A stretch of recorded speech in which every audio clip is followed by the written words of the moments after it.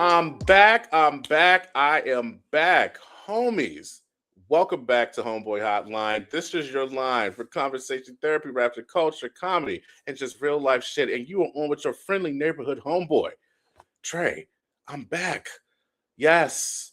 Rumors of my demise have been greatly exaggerated. I am here. And y'all, it's been so long. It's been too much of a long time, y'all. And I shouldn't have left you without a dope beat. Steps. Anyway. No, but seriously, it has been a very long hiatus. And I am so sorry that I had to check out like that, y'all. I did just disappear. A lot of y'all were like, where's the episode? What's going on? Did you quit? And I'm like, damn, bitch, can I get a break?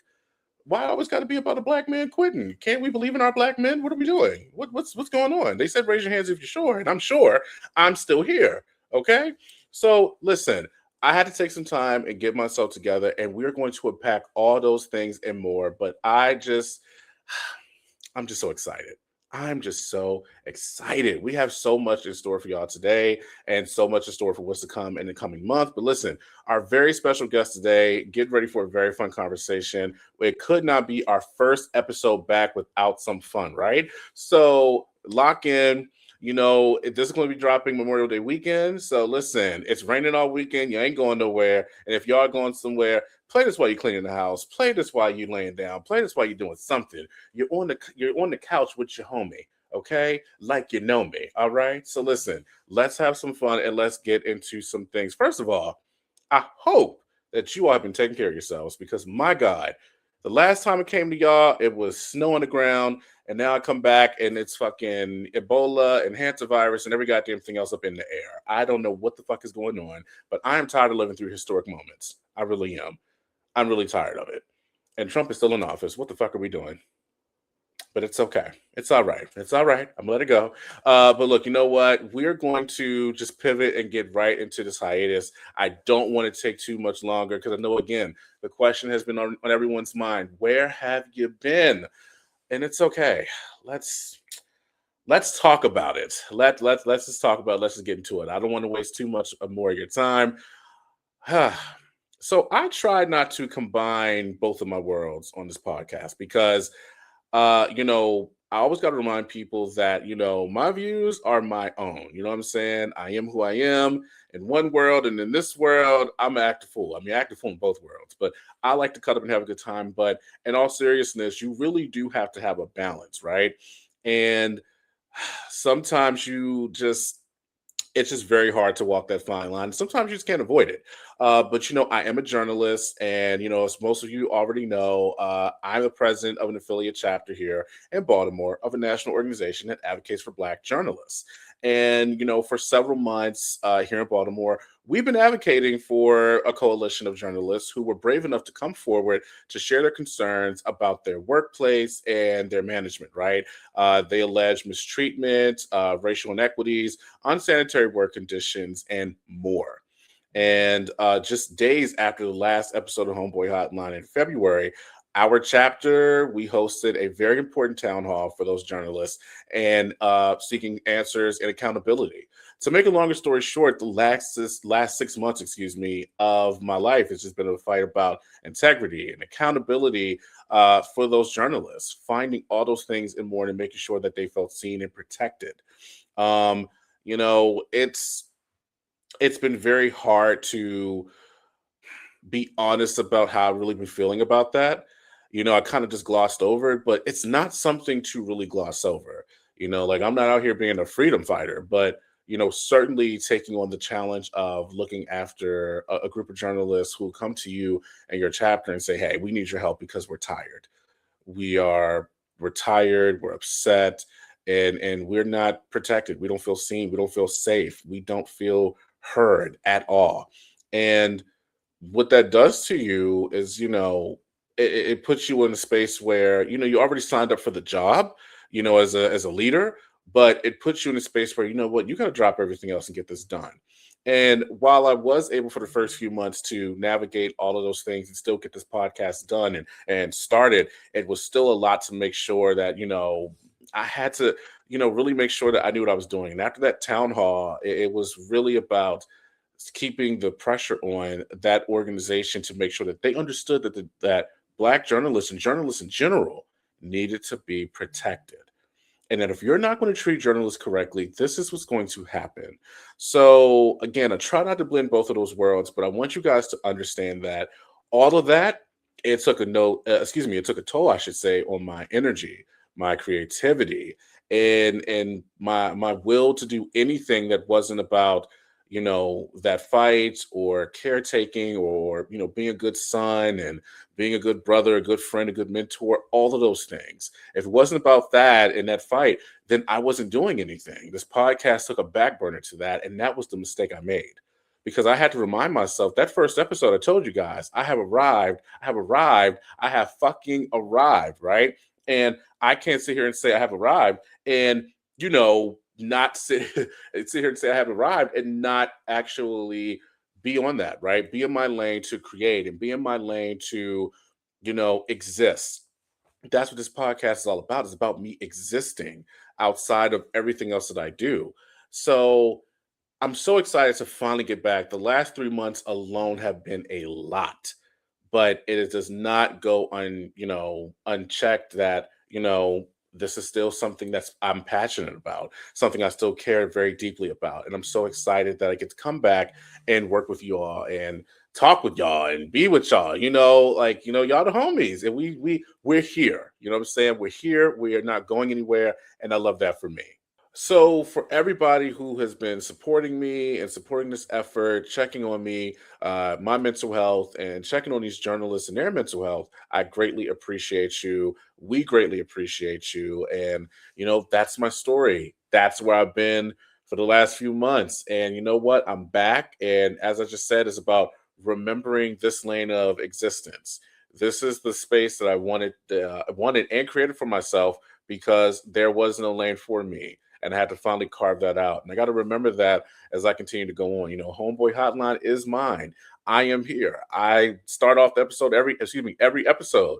It's your friendly neighborhood homeboy. It's me. Hello, it's me. No, let me stop. But thank you all so much, seriously, for riding with me. And it's only episode 4, and we got so much more to get through. So listen, with all that being said, we're going to take a quick break, reset, and bring in our first guest.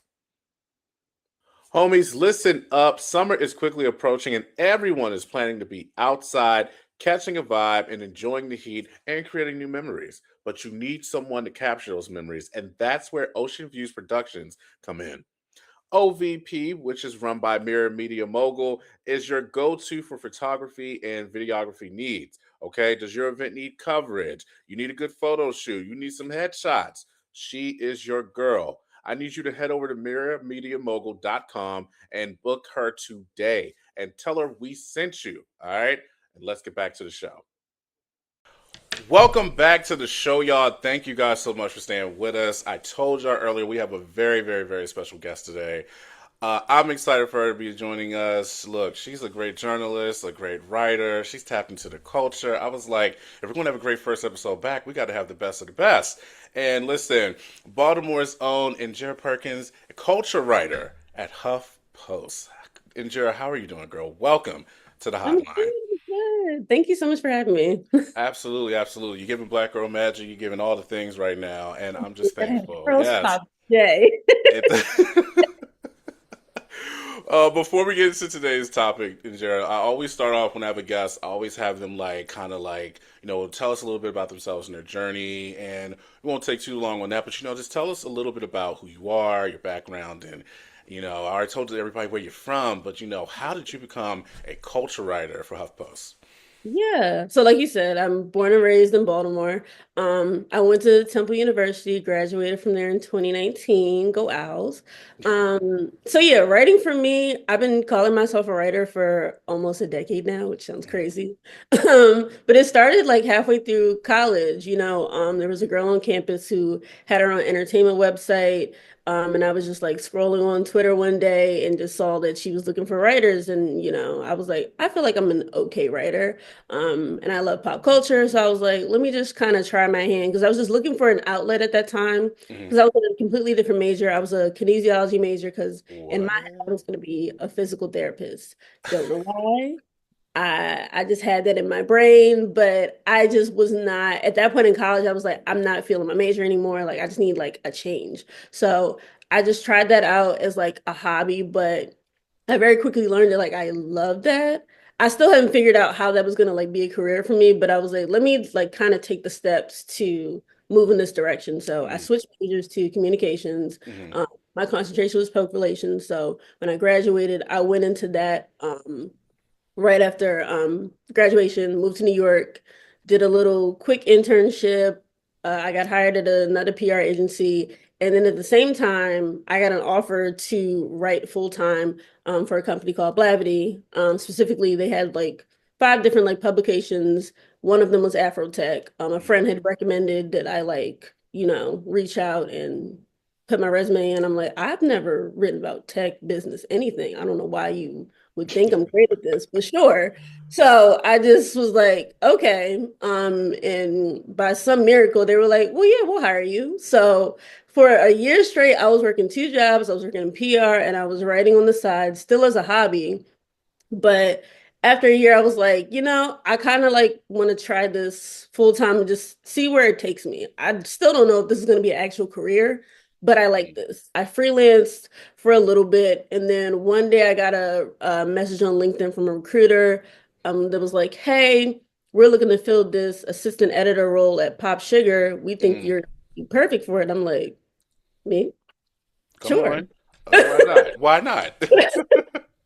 I was like, okay, if y'all say so. So I went through the whole interview process and got the job.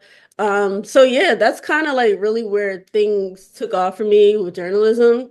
And I just really leaned into it. I worked at Pop Sugar for 2 years as an assistant editor, then associate editor on the celebrity entertainment team, covering all things pop culture, TV, movies, celebrity, all of that. Um, and then got laid off, went back to freelancing, got hired at People Magazine. That was great. I worked on their music team for a very, very, very brief stint of a couple months until I got hired at HuffPost, covering culture, which I've been doing for about a year and a half now, almost 2 years. So yeah, that's my long, short journey into journalism. What? No, listen, first of all, delay but not denied, okay? That's how we got here. That's how we Okay. get here. It's always apply to our people, you know what I'm saying? Like, for me, one of the things I love about your work is just very, we were just kind of joking about this before we started. It's just authentic. I never mean for the tweets to go viral. I never mean for any of this. It's just things just happen. But I think that's a testament to the work that you do and the resume that you have. Being in HuffPost now, like, what are some of the best things, or some of your favorite things, I should say, that you've been able to cover? I think, well, one, let me just say, like being in this role, the Sure. thing that I most enjoy, one, I'm not on like I feel like a hamster wheel of like chasing like daily news anymore, no shame. Mm. But just like feeling like I'm constantly writing like five, six stories a day. I don't miss that lifestyle. But being Trust in me, this it's not the position, same. It's horrible. It's terrible. it's a lot. It is a lot. But being in this position, I'm so thankful because like I get to really take my time. Like there's days I'm not writing every single day. There's days where I'm just like doing research, which I love because I really get to take my time and really think out the things that I want to cover. I get to monitor, like what conversations are happening, like, in online or, just like in, public discourse or whatever, to see where I can contribute something of substance. So I think that's the thing I enjoy most about this position. Just I really get to, challenge myself in that way where I'm covering things I'm passionate about and I'm also, kind of challenging, the people I'm trying to reach, I'm working to like cover things that aren't already out there. I don't want to, Hmm. do the same thing that everyone else is already writing about, right? Hmm. So, I want to lean into, what are the things people aren't talking about? What are people not paying attention to? Let me cover that. So I think as far as like, covering like trends, I always do interviews. That's always been my thing. But I think just like really, leaning more into like opinion writing and like, like my hot takes, that's like kind of like the bread and butter of like being a culture writer there. So yeah, I think that's what I really, really like about this job. Listen, you just wrote a very good piece about the Michael Jackson movie that I still have not seen. I listen. It was it's a very hot topic right now. Last I It's a saw, it hot had like topic. 85. I've got some hate mail for it, but it's okay. It's okay. It's okay. It's a part of the job. It's a part of the field. Listen, for folks who have seen it, or whatever you can offer that's not necessarily a spoiler review. What is your take on the Michael Jackson film? Because I know people are going to be like, "How you have her on here and not ask her about this?" It's something that people are still going to be talking about as to what I think this got greenlit for MJ too. So I'm like, okay, Yeah, Michael too. we're fully into the Michael Jackson cinematic universe. So we're gonna get people apparently. But I get a lot of people that ask me about the movie. And the way that I summarize it is a wonderful movie experience if you're like a diehard MJ fan. You're gonna love how they recreate the music videos, the performances. Jafar is great. Like Mm. hands, I'll give him his tens, he fully, channeled his uncle. There are several scenes in that movie where you're like, did they go and dig up Michael out the grave and put him on screen? He absolutely did his job as far as, embodying his uncle, and work with the material that he had. As far as a musician biopic, I just don't think it's a very honest reflection of who Michael was as a person. Mm. Um, I feel like it's a very one-dimensional look at his life. And the angle that they kind of lean into, or I guess like the perspective they took with the biopic is, the villain in the story is his father, Joe Jackson, and the abuse that he endured and the control that he was under with him managing his career in that first half of his life.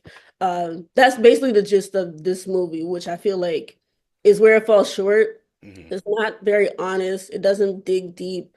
It glosses over a lot. And granted, we know Michael Jackson is a very iconic figure in pop culture. There's so much to Sure. cover and so much you can't put in a 2 hour movie. It could have been longer. That's my 2 cents. Could have been way Mm. longer. There's so much you can't put in one single movie, but again, I feel like, you gotta you gotta find ways to make this a cohesive story that's compelling. And I get it, you gotta make money, appeal to the fans, Mm. but you gotta meet in the middle. I feel like they leaned way more into catering to making this a fan experience.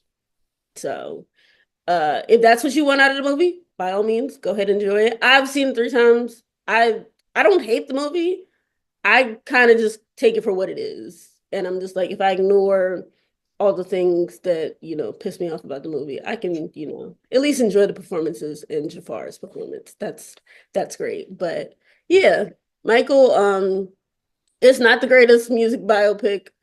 I don't know where that narrative came from, but I think we need to stop that. That's my hot take. We need to stop that. That's not the greatest You biopic. know, Speaking of hot takes, I know I'm probably gonna go off script a little bit here, but that is the one thing when it comes to biopics that everybody's favorite artist like this is the best one of all time. This is the best one of all time. I'm like, it's not.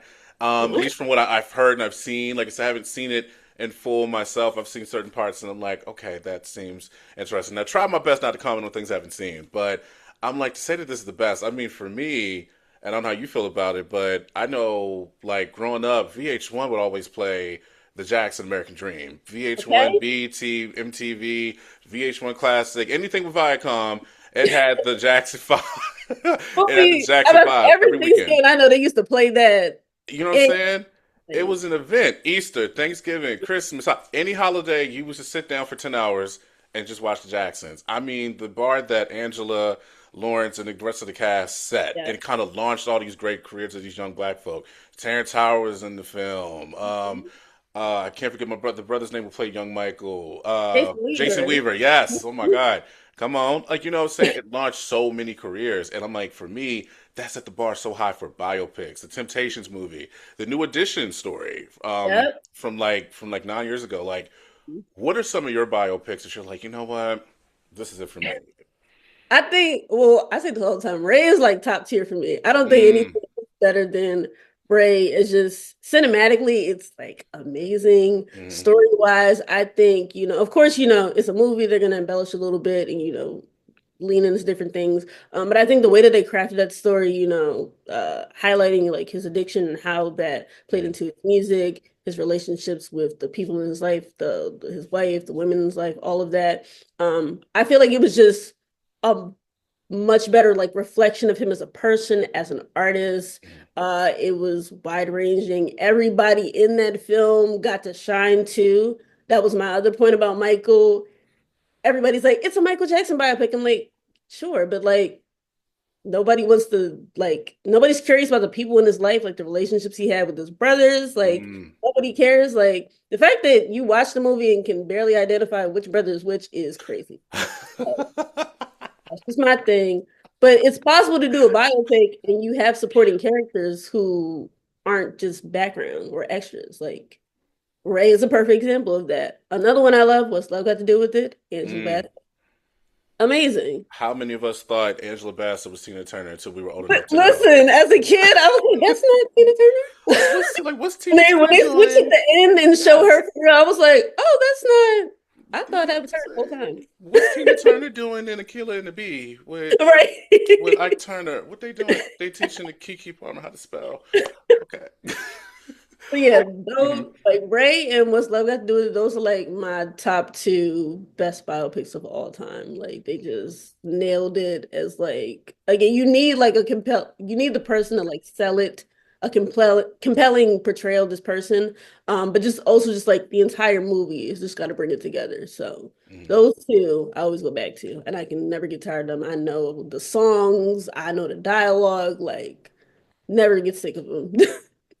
To wrap up on this, I have to ask you. You know, a lot of people have been talking Oscar prediction for Coleman Domingo. Are we finally going to see one for Nia Long? Like, you know, Jafar may get one. What's your thing? What's your thing? You know, this Oscar conversation is it's interesting to me because I'm like, okay. I'm so glad to have you on it today. Oh, this is so. We love See, honesty. We love honesty. But go ahead, go ahead. you know, initially I was like, I don't think there's gonna be any Oscar buzz because I was like, this is a terrible biopic. But I think maybe at most Jafar might get something. He could possibly get something just because he does a great job portraying Michael. Coleman I didn't love everybody, you know, kind of gave him his tens for his portrayal of Joe. I Mhm. didn't think he was terrible. I think for me, maybe it was just like the prosthetics he had on, the makeup. I think that kind of just took me out of it a little bit. I'm like, he doesn't really give Joe. I feel like I'm looking at Coleman Domingo this whole With movie. just a bigger nose and an Like, yeah, afro. with a bigger nose and color context. Like I just feel like that's what I'm looking at. Was he a menace? Absolutely. Was he, you know, did he, you know, really lean into, you know, I'm the abusive father? Yeah, he sold that part. Um, Oscar nomination, I don't know if we're gonna get that far. If we do, I'll be pleasantly surprised, you know. Nia, I do not see it for Nia Long. Love her. Love Love her her. down. I Hmm. didn't love her in this movie either because I Mm. feel like, at least for me, I feel like Angela Bassett's portrayal in The American Dream and Nia Long's portrayal in Michael are night and day. And I don't know which is more accurate of who Katherine Jackson is, you know, in Hmm. real life, but I feel like Angela portrayed her a little bit more strong Hmm. like like not Mm. weak and weak-willed, kind of like Michael does, which I don't know if that was a script or how Nia decided to portray her. I don't know what happened there, but you know, we get more. You can quote more lines from American Dream. You know, we all know the scene with her and I don't want you. I don't want you. I don't want You a liar, you. and you a cheat, and I don't want you. I don't want you. No, I don't Like, want you. I don't want we know those lines, and it's because like we saw her, you know, she's raising the family with him. We see her kind of play the background some, but she wasn't always just, you know, sitting back seat the entire time. Michael does that, and I was just not feeling it. So she has like one good scene in the movie where I'm like, okay, you finally stood up, but I'm just like you. 100% at the time. I'm just really not feeling it. She has cute scenes with her and Jafar, you know, the bond that they show with Captain and Michael Q Mm-hmm. wasn't giving for me. It certainly is not giving Oscar nom. But again, when those come out next year, we shall see. We I'll be shall pleasantly see. surprised. Well, you heard it here first on Homeboy Hotline. And Njera says, I ain't really seeing it, but we will see. We'll see. Look, we've just been talking just culture, culture, culture, and that's going to just segue right into today's topic. When I reached out to Njera, y'all, I was like, you know what? At the time, I was like, we got to talk about I think the generation that really, I guess for me, in my opinion, that kind of set it off for, you know, black pop culture, and I think that's the 2000s, right? And kind of set the scene for where we are today, or where we should be, because a lot of things today are still kind of in this formula, taking away from what we were where we were 25 plus years ago, or 26 years ago, excuse me, and at the start of the at 2000. So first of all, like reality TV, right? Like Mhm. where we were years ago to where we are today, where it's dying. Like we had, so I mean, Survivor for some reason is on season like 70, and it's still Crazy. thriving, still going. Big Brother, I think it started late 90s, early 2000s, but that's still thriving, still going. But like there was this wave of like love shows and Mhm. fighting for love, competing for your love.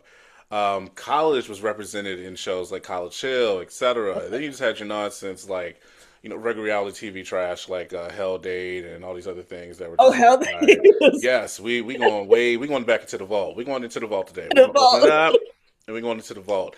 I just kind of want to start this off because I'm thinking like, recently Love and Hip Hop announced that it is finally after, oh my God, 2011. So after 15 years, Love and Hip Hop is like finally coming to an end. Now, for me, that is signaling a lot because that was good reality TV show trash. It gave us so many people. I know a So lot many of people, people, yes. huh?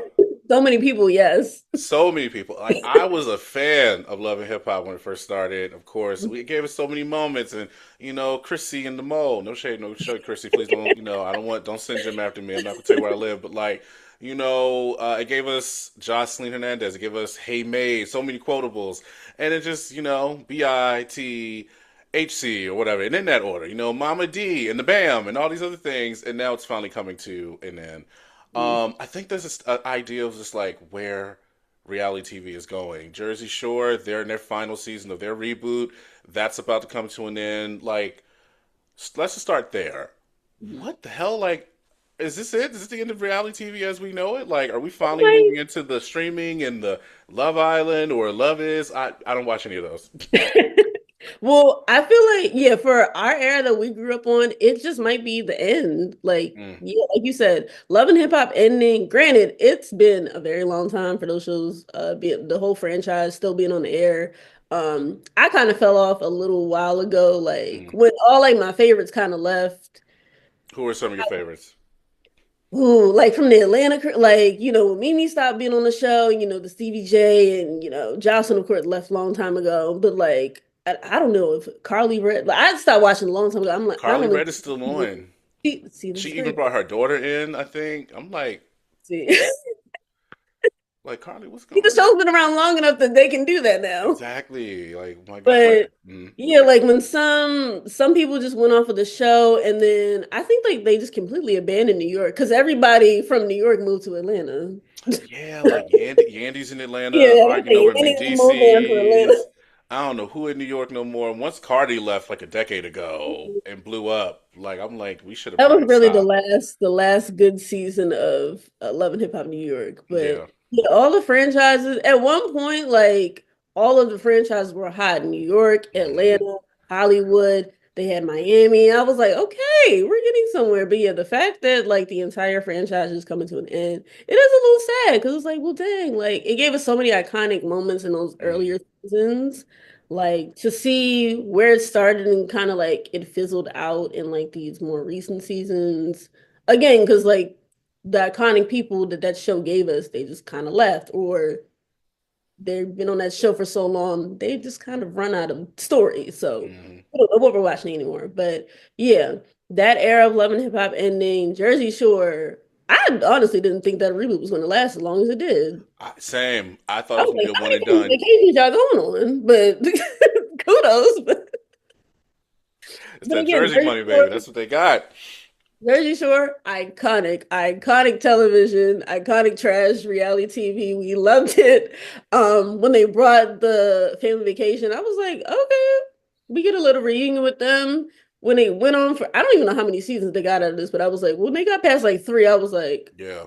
you like I think it's again this thought of like we want to hold on to this yesteryear era and we're Mm. gonna squeeze as much as we can out of this until, the ratings fall and people are just no longer tuned in. So I think that's a little bit of what we're seeing. I'm gonna come back to that point about yesteryear and squeezing onto that because I mean, look what just happened earlier this year with the documentary on America's Next Top Model and how that turned out. And apparently, just chronicling where Tyra was for all 24 seasons and what the show did for not just the impact it had, Mhm. like on just regular TV. This wasn't even like cable. This was just on UPN, and Great. and just lasted through the merger into CW and the boom that it had until it got really bad around like cycle 12 or something like that. When Tyra started doing like the social media videos and I stuff, was gonna say but when they started doing like the whole like theme seasons, I was like, okay, yeah, I don't know what this. yeah, I stayed through the men when the men got on. Yeah, Yeah, I think I fell off like in between like probably like seasons like you said like 12 and then like when they yeah, like made a co-ed I was like okay I'm back. I'll stay a little yeah. while and When it, then hmm those like last ones I was like okay we're not good here. yeah, when she started doing, everybody had their Twitter craze phase. Yeah. And then Rhea Ora, that was a terrible attempt at her accent, but Rhea Ora, I'm not Drewski, I can't do a British accent, but when when they brought her on as a host, I was like, all right, this is dying. But for the time, it was That's good. off their own show. That's crazy. Exactly. They said, Tyra, girl, this show is better than you. We gotta, go. But bring up America's Next Top Model in that documentary, and the fact that they are now thinking about a cycle 25. Do you think, even before the documentary came out, let's start there. Before the documentary came out, do you think that this is the right time to bring back America's Next Top Model? And we're in the reboot era. You think this needs a reboot? We're in a reboot era. But not everything needs a reboot. I really think Hollywood needs to learn that lesson at some point. It's like not everything needs to come back. Like, yes, these were great times. We love these shows. They were iconic, but we can't let's just like leave things to be iconic as they were. Like, Mm, let's not drag them through the mud. So, personal opinion, true. of what we know from America's Next Top Model now, I just don't see a place for the show anymore. Because, like, we see this wasn't really like a true launching pad for majority of the women that went on the show and, the contestants that went on the show. It didn't exactly launch them as models. They just became kind of like, now we call them influencers. But it didn't really give them like modeling careers. Like, it just kind of made them well-known people. Hmm. But it didn't exactly make people in the modeling world want to work with them. As we saw in like the docu-series, a lot of them struggled to get work Yeah, right after the show, some even yeah. winning the show, which is crazy. So yeah, if they bring the show back, it's got to be in some kind of like helpful capacity if you're actually going to. And I don't know, maybe it could actually come back if these contestants are going to just turn into influencers because that's the era we're in today. So they could very well get on the show. We're in this reality TV era where you can go on a Love Island and be regular ordinary one day and come out that villa a month later and brand deals, fashion week, uh award shows, just everywhere. So possibly Mm, I guess there's a world where that happens, but to Tyra's point of the original reason she launched the show, yeah. to show the world what the modeling world is actually like, and to help these young girls get a career in modeling. It's like if that's the actual goal, I don't know if America's Next Top Model needs to happen. Like, just go help some girls like get into the business. We don't need to put it That's on TV yeah. and make it like entertainment. And that's what it should have been from jump. You know what I'm saying? Everybody always says like when the documentary came out, and then if you remember during the pandemic when everyone was talking on TikTok and other social mediums about y'all was watching this back in the day. Like I do remember watching with my mom back in the day after like a certain show would go Same. off or before. And like yeah, this was just the thing. Like, we're looking at it with a 2020 lens, literally. Right. Um, but I'm like, no, this is still bad. This is still not worth it. Like Do you think Tyra should have had some blame in what was happening at that point? Because there was a whole thing at one point. Everybody's like, yeah, it should be her. She da da da da. You think Tyra, in your opinion, knowing what you know, you I think don't I don't think she should be the one person to like fall on the sword for everything because of course there's a whole team, a whole production team that makes that show happen. But again, if you're going to be the entire face of the show and trot it out as it's this one thing, and then the contestants come out years later and say it was not that at all, you got to share some of the blame and be like, okay, take accountability somewhere. right? You can't say, well, I did this, that, and third with the show, and I helped these people. And it's like, well, you helped them and then you also hurt them. So Mm, you got to acknowledge both sides. So, no, I don't think she should take all the blame, but we got to stop this. I shouldn't have to apologize when I did so much. yeah, Like, because she was giving just wide eyes and a bunch of nods. Good trench coat yeah. and hot ice cream.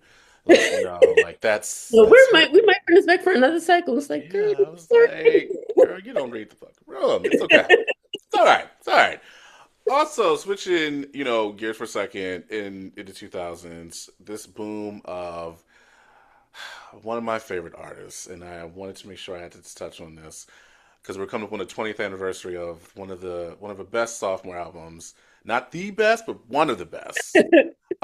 B Day. I'm talking, Mhm. ladies and gentlemen, for those you don't know, for those you aren't cultured, about the legendary Beyonce. Okay. The 2000s launched her solo career, and here we are 24 years later, waiting for Act 3 as of this recording, because I don't know if Homegirl's going to drop. So we know how Beyonce is. You know where you were when that digital dropped. Um, we got to talk about Beyonce. Absolutely. Literally, I just saw this piece. I forgot where it was, but it was about someone wrote about the 20th anniversary of B Day and its impact. Yes. Shout out my guy, Kyle Dennis. I still need to read it, but It was a I great piece. think it's a dope piece. It's a dope piece. I believe he talked to like over probably like over a dozen collaborators from that album Hmm. about the making of it, the stories behind a lot of those songs. Please go read that. I'm gonna go read that after this. Uh, but yes, that album, iconic 2000s, gave us solo Beyonce. Yes. Praise God. But We like Destiny Child too. Don't get me wrong. we DC 3, do. DC 5. I don't want Yes. hype. Don't want hype coming for They were us. around. They were Yes. around 2000s, but 2000s definitely it gave us solo Beyonce, and she is still standing, still thriving in abundance today. Come Um, on. we are doing Limitless. Act 3. We are steady waiting on Act 3, but the fact that you launch a solo career at the very top of this millennium and you Mhm. were still at the top of your game over 2 decades later, that's something. It's something, and I want to talk specifically about asking you, talking about Beyonce. When did Beyonce become Beyonce for you? Because I know That's when Beyonce became Beyonce for me, and I tell this to people all the time. I've stopped arguing about Beyonce June 2006 when she performed Deja Vu at the BET Awards, okay. opened up the show. Like, that's when I knew right there, as a 12-year-old who didn't know he was gay yet, but something was up in that spirit, something was trying to come out, but he didn't know it yet. I was like, there's something about this performance. It's like it's something there. Yes, Something it's up good. in there. Something up in there. She's sliding across the floor, but she ain't moving. Mhm. Jay Z's up in there, but we ain't even worry about Jay Z. We worry We're about not worried. Beyonce. You know what I'm saying? She gave a show. So I that's when I tell people I became a card carrying member of the Hive. I moved on from arguing. You're like, who's the best? Who's the best? Whatever. So when did Beyonce become Beyonce for you and Jared? Ooh, this is so tough because I feel like me at the age, it's a little bit of a blur, but like me at that little age, one, I am a kid of 106 and Park, so like I'm glued to the Hey, television we were gonna get there. every weekday, 6 o'clock on the dot. I'm with that countdown. So it might have been a music video from the B-Day era, but I really feel like it was that album where I was like, she's that girl. Like Beyonce is Beyonce. Cause the debut, great. I Yeah. love myself and I. That was my jam. But Beat It, I think, really put everything into focus because I was like, wow, like the visuals from that album, Hmm. the live performances we got at the award shows, I was like, this lady is on fire. I don't know what everybody else had going on, but she's it. She exactly, and I think one of those things with that album, and especially when it's talking about the 2000s, like yeah, like she dropped three projects in that era for solo projects. The Dangerously in Love, B Day, and then she dropped I Am Sasha Fierce. I don't know what wrong. Well, I Am Sasha Fierce. A lot of the Hive will get me for this. They will call me all kinds of names, and I'm like right back at you. But I Am Sasha Fierce. She never really did anything for me. She had some great ballads, but there were some songs I was just like, I ain't feeling it. Even though that was her first number one, gave her her first number one single, I think, with Single Ladies, which everybody loved. That was like one of the big viral things in '08. But going back to B Day, that album really, in my opinion, pushed her further into stardom because we had like the Beyonce phone, House of Darion was coming out around that time. It obviously wasn't for my ass, but like, a lot of people, a lot of asses were in them jeans, at that point. But like, what is your take? I'm kind of happy you did not read that piece yet, but like, what is your take on B Day? And, yeah, what's your take on B Day and where you feel like, you know what? This is probably my favorite hit. This is probably my favorite song. This sold the project as a success. I feel like, well, one, I feel like B Day is one of like her very best albums. Like it might be in the top three for me. Just because I feel like it's a no skip album. Like Mm. with that, we got like what Freakum Dresses on there, Deja Hmm. Vu, what Ring the Alarm, all these Hmm. songs. And again, like I remember seeing like these videos on a 106 countdown and I connect these memories, but it's just like that era, I was just like so the videos had me like so entrenched, I think, into the B-Day era. I think that's what really sold it. Like all the visuals she gave us with that album, I think just like really pulled me in. And I was like, okay, Beyonce, you got me, girl. You got me. That was probably like one of her first. I think that was like her first visual project too. If we really, 'cause, like, I know everybody like self-titled was so iconic because it was a dual thing, audio and visual. But like B Day, I think there was like a video for damn near every project, I even was Kitty about to say Cat. like I was about to say Kitty Cat, what Irreplaceable, Yeah. so many of those songs have videos. Like, yeah, like she really made sure to bring us into that world, which I really loved. What's your favorite song off of B Day? It's no wrong answer. I won't judge you. I'll look away. There, I think Or if every it's time easier, top three. If it's easier, top three for you. I think, I'm gonna go with Freakum Dress. Okay. But Ring the Alarm is like a very close second, just because Okay. like she went a little crazy on there. But Freakum Dress always gonna do it for me. You were the first person I've heard, at least in a while, to go up for Freakum Dress at number one. Normally we get Irreplaceable. Normally we'll get Good song. Upgrade You, Deja Vu, or whatever. But like Freakum Dress at number one for you from B Day. Okay, Okay. well, okay, No, no, let's no, no. I'm curious. Uh huh. Freakum Dress. We'll do Deja Vu number two, and then Okay. number three. Let's do that as my top three. Okay. Okay. Wait. Say your top third. Your top three again. Yeah, Freakum Uh Dress, huh. Deja Vu, and Ring the Alarm. Okay. Mhm. What about Freakum Dress was like? Oh, this was it. It's the song hits you immediately as soon as it come on. Like You was getting ready one day as a youngin, it's and you was like, "Okay, I'm going to the school dance, and I it's got my freakum uniform on." it's so loud. It grabs you immediately. I'm like, hold on, okay. I feel that. I Like, feel that. yeah, like that song's just always gonna do it. So If I had to go with top three without looking, I'm going to go with something about Deja Vu. She put crack in that. she Something I did. know a lot of people. Base, I think it's really the base. Yeah, I've had a lot. There's a lot of folks who argue with me before, like, do y'all really think that was the best single to drop that project? I said it was the summertime when it dropped. It had her man who should have been her man at the time, but we don't get into that. It had that on there. It had that great collab. But I'm like that video, the choreography, everything about it, that hit me like a ton of bricks and it dropped. Second is probably resentment. That's a good one. Resentment was crazy. That I blast that and was blasting that for a time when I didn't even know I needed it. You know what I'm saying? I wasn't going through no heartbreaks Like, or setbacks, I'm but about to set the stage, but it's hitting. It's something. It's something. I'm like, it's something up in there. I'm like, it's some vocals in there. What's she talking about? And then I think my third one, this is real tough. Oh, this is real tough. My third one is probably going to have to be Green Light. A lot of people do not give Green Light her things. You like can get Green her Light, way. okay? Green Light went. You understand what I'm Mhm. saying? If you want to, you got the Get the green green light. light. Okay. Okay, you're holding up traffic. You can go. I'll go find somebody else. Okay, I be that.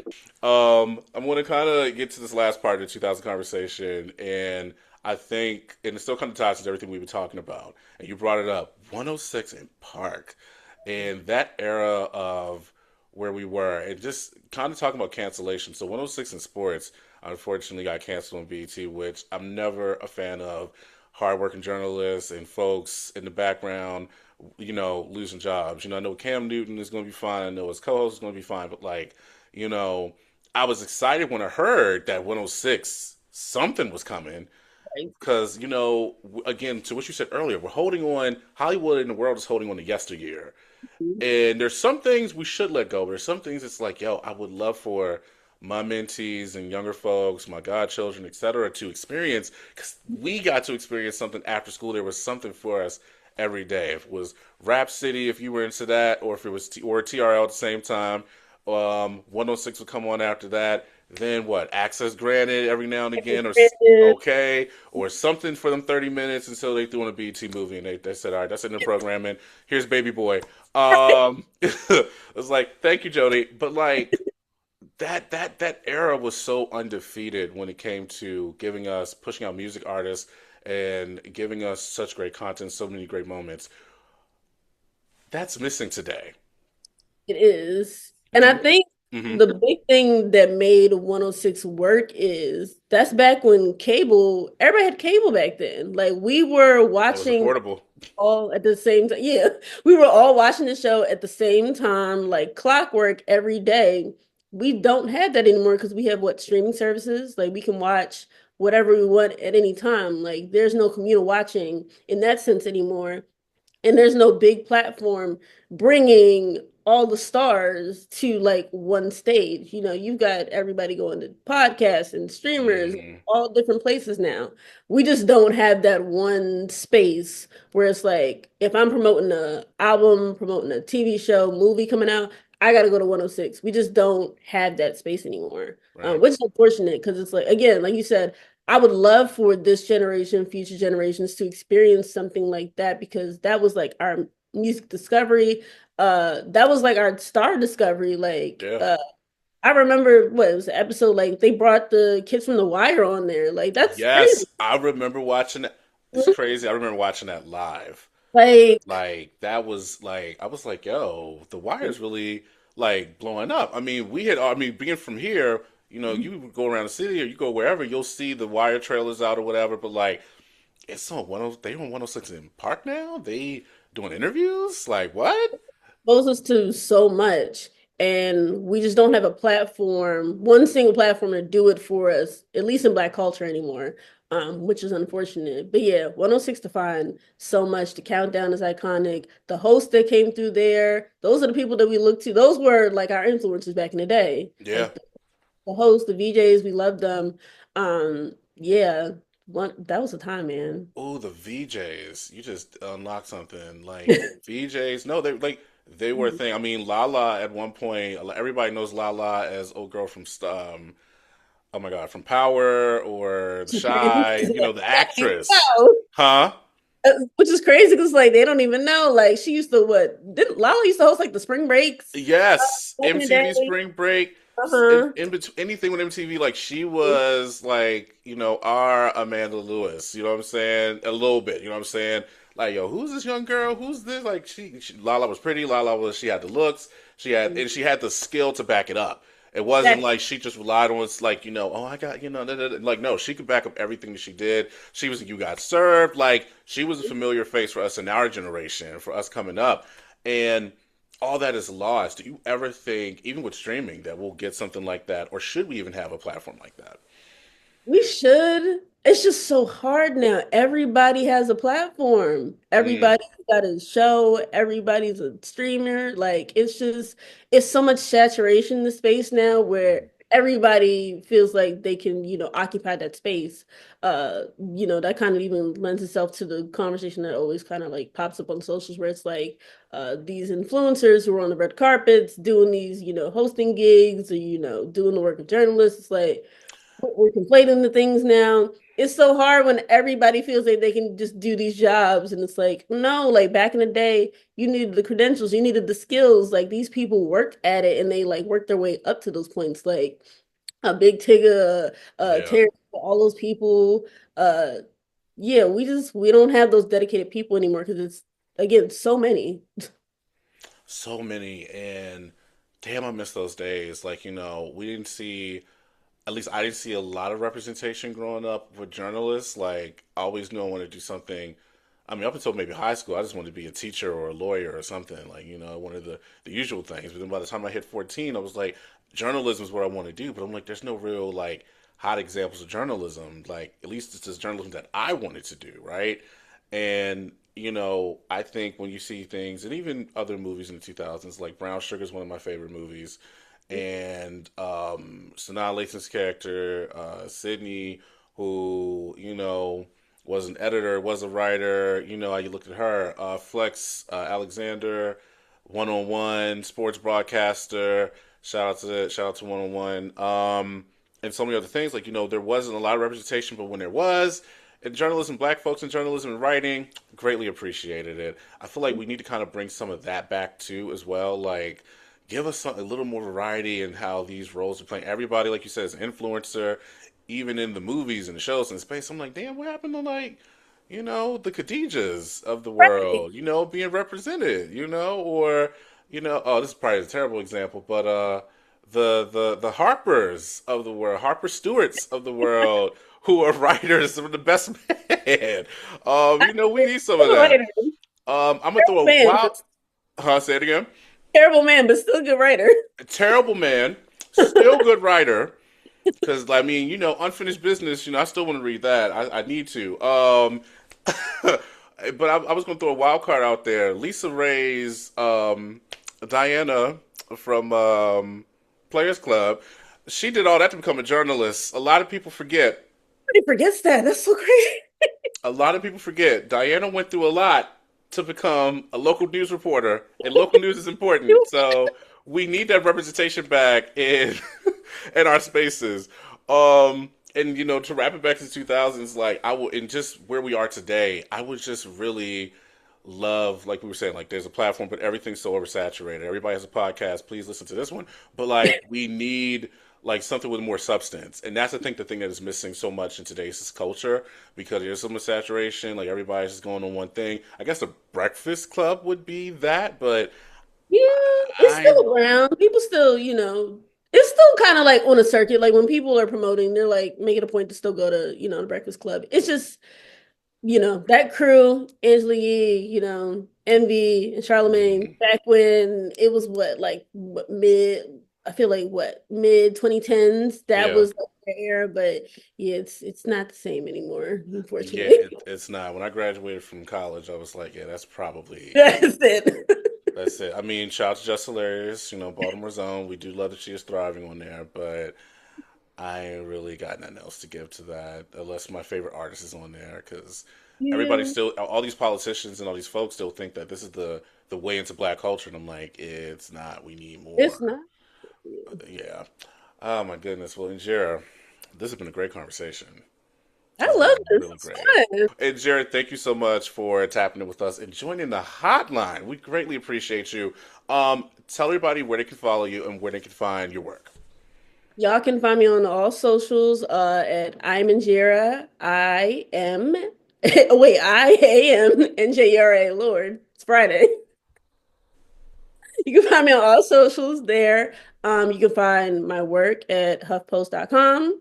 Please read. Everybody read. It's fundamental. Um, Mm. yeah. And find me on LinkedIn if you want. I'm not very active on there though, so no promises.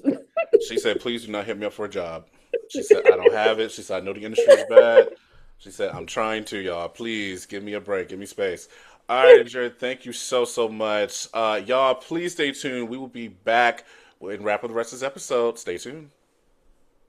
All right, so earlier you heard me shout out a black owned business during the first break. And if you or someone you know is doing something dope, then you just need to reach out to me at Homeboy Hotline and we can get it going. Let's work something out. Hit me up and email me at homeboyhotlinepod@gmail.com and let's discuss some options. All right. Again, that's homeboyhotlinepod@gmail.com. It can be a business, it can be some event promo. Hey, you may be selling Ozempic on the side. You want to get that out there? Lets me know. It can be whatever you want, and we can discuss some options. All right. I'm always about promoting black businesses, always about promoting the next, whatever big thing is happening, especially in our region of Baltimore. So, look, I'm excited to work with you. Let's collab and let's make something work. And let's wrap up this call. All right, y'all. So before we get up out of here and in today's call, I have a few quick announcements about the podcast and the brand, and I think y'all are going to like it because we're cooking up in June. Okay, that's my little dance for those y'all who are watching. So one, if you haven't noticed, this is Homeboy Hotline. Now I got the homies, but I need the hotline part, right? I need to interact with y'all more, and I need you all to interact with me some more. So listen, on the next episode, be on the lookout for a way to drop voicemails and get them played on the show. That's right. Voicemails, they can be praise, questions about something that you really want to talk about, or they can even be show topics. So listen, be on the lookout for that. It's a way for us to connect, and eventually we will be doing live episodes of of this podcast, and incorporating those into the show. But for right now, a pre-recorded thing, sending it in is another easy way to connect with us. All right. Just be on the lookout for that. Two, June is coming. Okay. And it's not just about the halfway mark of 2026. This is one of my favorite months. Okay. It's a lot that goes on in June and people ain't really paying attention. All right. Now we got Juneteenth, we got Black Music Month, and of course, we got Pride Month. Okay. Shout out to the gay agenda. The gay agenda! Anyway, in June, we'll have some exciting things coming, like a 30-day Black Music Month challenge. Yes, we are doing our own this year, all right? And that's where you'll answer our daily music prompts with a song that matches that vibe. So I cannot wait to share that with y'all. And then finally, if you haven't noticed, I talk a lot of shit on this podcast, you know what I'm saying? And I also talk a lot of shit about TV and movies. All right. And I use my close friends on IG to do a lot of this kind of commentary. That's the reason why this podcast even exists, because I knew I had the platform for it and I needed to expand. And I'm going to be expanding the commentary onto the YouTube channel. You know what I'm saying? So it's time to bring that to the masses, y'all. It's time to take this to the next level a little bit outside just of this podcast. So coming in June, I'm finally extending the commentary to the movies and shows on the YouTube channel. So I need you to go subscribe if you haven't already subscribed, and be on the lookout for my first reaction video that will be dropping in late June. I already know the movie we're going to do. We might watch some as a family together. You know what I'm saying? Might have like a little homie for a Friends Friday or whatever. I'm still trying to work out the kinks and names for that, but I'm excited. Like, we have some real fun things coming in June. Listen, it's a new year. You know what I'm saying? That's how I'm already looking at June. It's a new year, 2026 part 2. Okay. So please just be on the lookout, man. We have to, you gotta support each other. And I'm excited. So listen, if you have any suggestions about movies or TV shows, please drop them, DM to me, or just send me an email. I'm really, really, really excited about that. Just getting a lot of things going, man. So we coming in hot for June, y'all. I love it. And I'm announcing all these things to keep my black ass on the hook. Okay. I'm so excited. So tell a homie to tell a homie, and bring their asses on the hotline so we can all grow together. And on that note, that's going to do it for me for this week's episode. Thanks so much for coming back and sticking with me, and be sure to follow me on all socials at Homeboy Hotline POD, which is pod at excuse me. And please be sure to follow us on the YouTube. Like I said, Homeboy Hotline Pod. I'm excited. So listen, always remember to keep your joy loud and your playlist louder. Peace.